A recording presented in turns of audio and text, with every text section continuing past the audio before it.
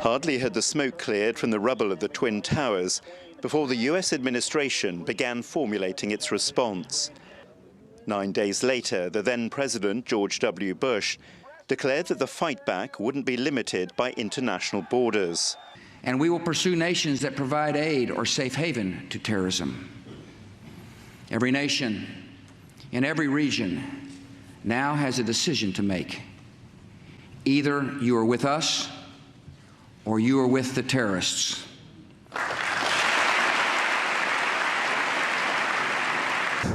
And then boom, and my window bowed in. I looked out and I saw just this big cloud rising over the far side of the Pentagon, and then debris just raining down. Colonel David DeRoche was working in the Defense Department in Washington at the time. He says the administration's mindset was completely altered by the atrocity. And there was this kind of idea that problems that are far off will remain far off. What 9/11 showed was that every country is potentially a problem. The most immediate of those problems was obvious: Afghanistan.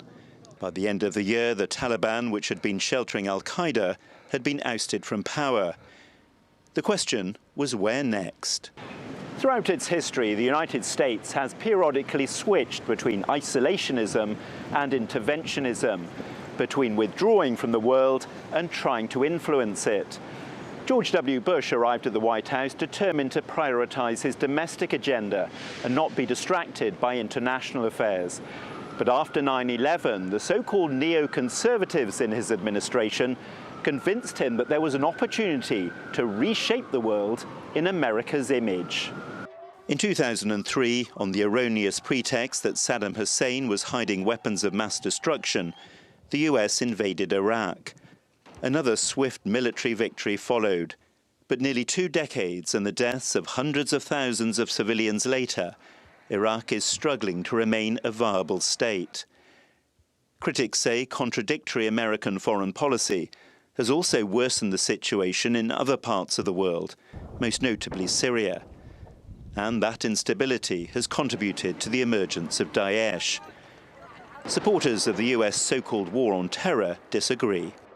You got to ask yourself, why is the U.S. the only guy who's being blamed for this? I mean, the Iranian government has a decades-long program to subvert this, that they're not being held to account by people, forgive me, such as you, the way that the United States is. That's the disadvantage of being a democracy.